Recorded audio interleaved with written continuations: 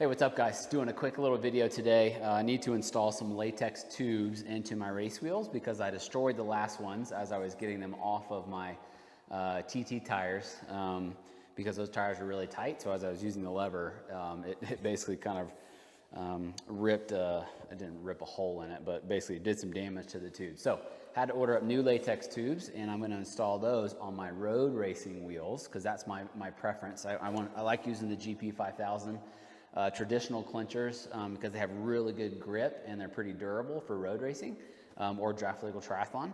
But I'm using latex tubes to minimize rolling resistance. So I wanted to do a video. I previously done a video about just a quick roadside change, but this is a little more thorough, what you would do in the shops. There's a couple things in here that I'm going to point out to you guys that might be helpful.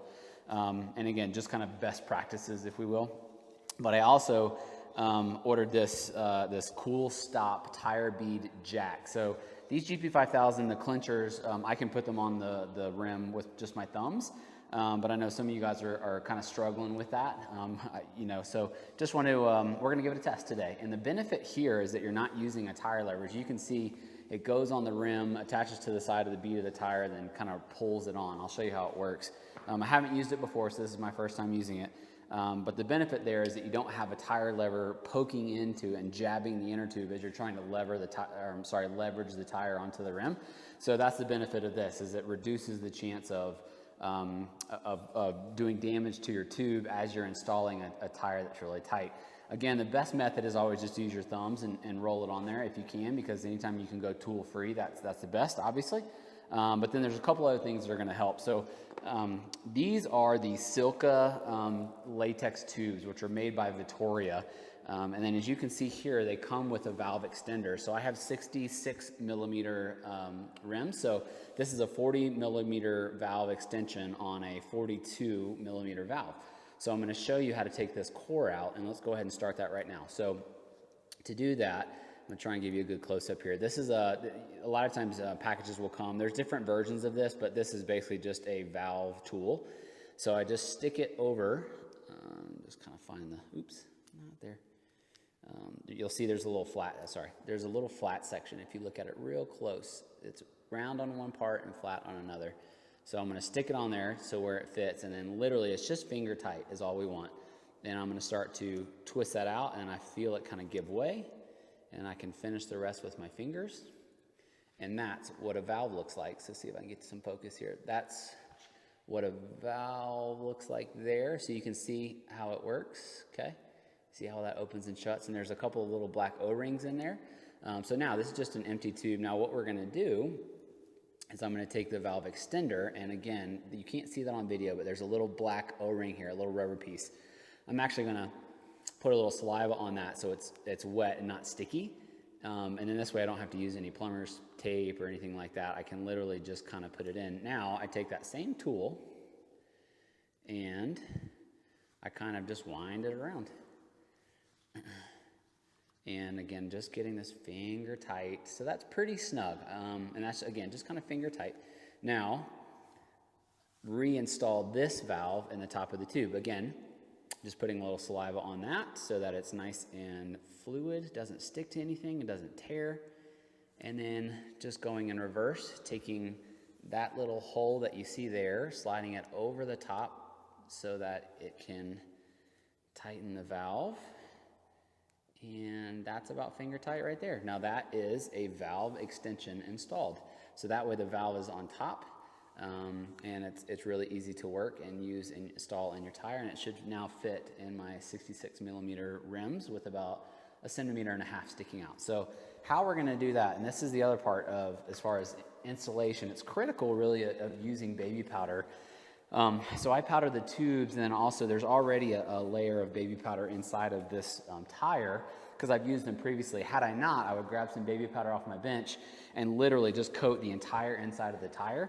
That just helps everything slide into place. And then these tubes come pre-powdered. So everything is nice and slippery and will slide right into place. So then we look for our valve hole, and I will pull the tire back a little bit and just drive this, let's get it flipped around the right way so nothing's twisted.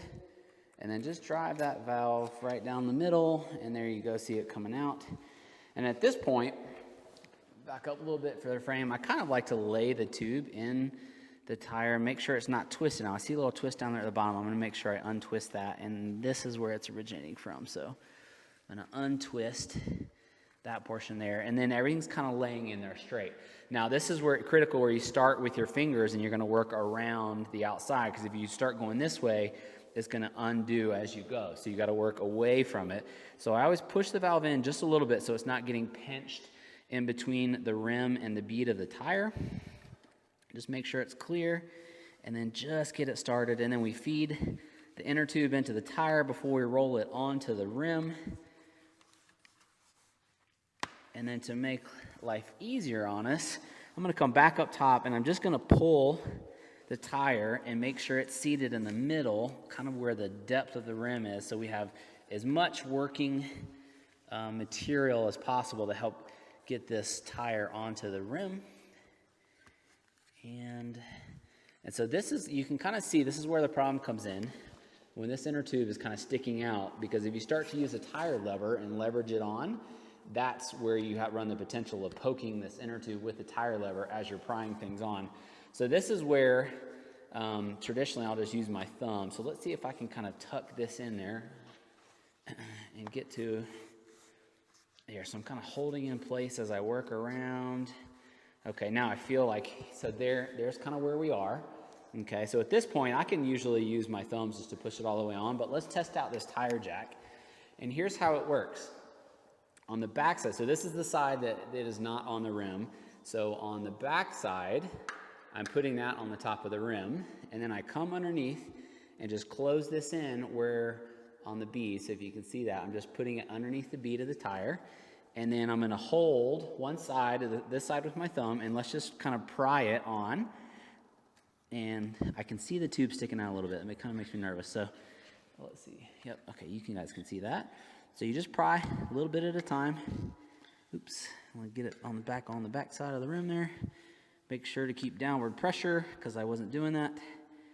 And there you go. And that's just pulling on really, really easy. So again, just kind of using my thumb to push down there, and boom, it's on. So just one little bit here. I'll do it properly and finish the last bit with the tool. Okay, so I put it again on the back side of the rim, come right underneath the bead of the tire, and let's close that a little tighter. Oops. Again, first time, I'm learning with you guys here. So I gotta push down a little bit harder with my hand to make sure it stays on the track in the back side. And there it goes. Now it has pushed over. Now, look here as I pinch, see that little bit of inner tube sticking out? So it's not between the bead of the tire and the rim. So it's not a huge deal, but here's the next step that I'll talk about, going the extra mile. When you're in the shop, you can take the time to do it. When I blow this up, I'm going to blow it up just a little bit. So let's go ahead and do that. Oh, so the tire jack does actually work pretty well. So some of you who struggle to get the bead on, that might help you out a little bit. So one of the first things I do is I just kind of go around and I pinch kind of the tire, so here, that little piece, I'm going to just try and kind of work that bit of inner tube into the tire. It's not really working, so I'm going to have to use air pressure to do that. But it's in its home. It's just not all the way. So I kind of pinch it, and this kind of helps get rid of any twists that might be in there. Now again, where we finished off, I'm still seeing a bit of that inner tube kind of sticking out a little bit. Let's see if it has found its home. Oh, it has. Good. So this little trick, oh, no, there it is. It's still kind of sticking out. Again, I'll show you. So as I'm pinching down, that I don't want to see that. So what I'm going to have to do is just use air pressure, and only a little bit of it.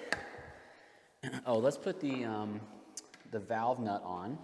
So the valve nut just keeps the valve from being depressed into the tire. It doesn't have to be super tight, just kind of finger tight. And that way, when I put the pump on, it doesn't push too deep into the rim or damage anything. So that way I'm not putting pressure here on top of the valve. And then I'll lock that in. And just a little bit of pressure.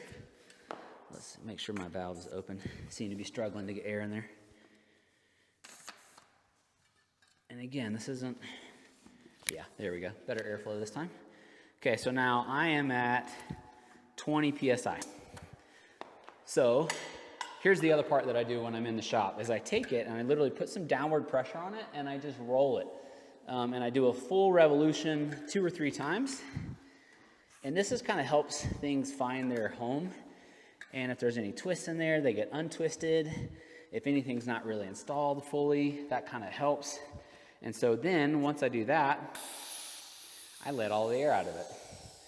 So then hopefully that kind of helps things find their home. Now, I'm curious to see, let's look and see if in that same spot, that if we see any pink rubber sticking out. And I do, I see just a little bit, but it's not nearly as bad as it was before. So here, there, it's not nearly as bad as it was before. So let's do it again. Now I'm gonna pump it up to 20 PSI, roll it along the floor again, just to make sure. There we go, there's about 20 PSI, just enough to give a little bit of shape, but it's still very soft. I'll push down as I roll around the garage floor here, kind of help everything find its home.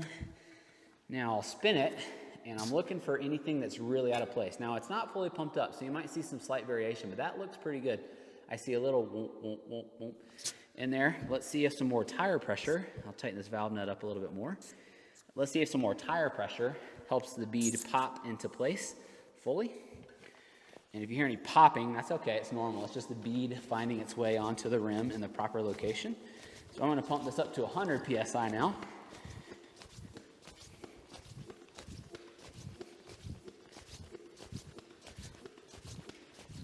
This is, I'm sure, a very entertaining video. But hopefully these little tips and tricks will be worth the watch. Okay, so now that I've pumped it up, I need to tighten up this valve nut a little bit further, just finger tight, just to keep the valve from rattling. And let's give another spin and a look, and I don't see. So that little whoomp, whoomp, whoomp is now gone. It looks pretty smooth, but because we're in the shop and we have the time, one more time, fully deflate, and we're gonna go through the process again. So pump it back up to 20 PSI, roll it on the garage floor, so that way everything can find its home, and then fully inflate back up to 95 PSI, which is my preferred riding pressure. So you don't need to see the process again, but just know I'm gonna do it again, and then I'll feel confident riding these out on the road. No pinches, the latex tubes have been properly installed, and now they're no more fragile than a butyl tube would be. So hopefully those little garage tips help you guys kind of, hopefully that helps just the installation process, the confidence. And as always, if y'all have any questions, let me know. But otherwise, that is a shop install of latex tubes with a valve extender. That's it. Thanks, guys. See you next time.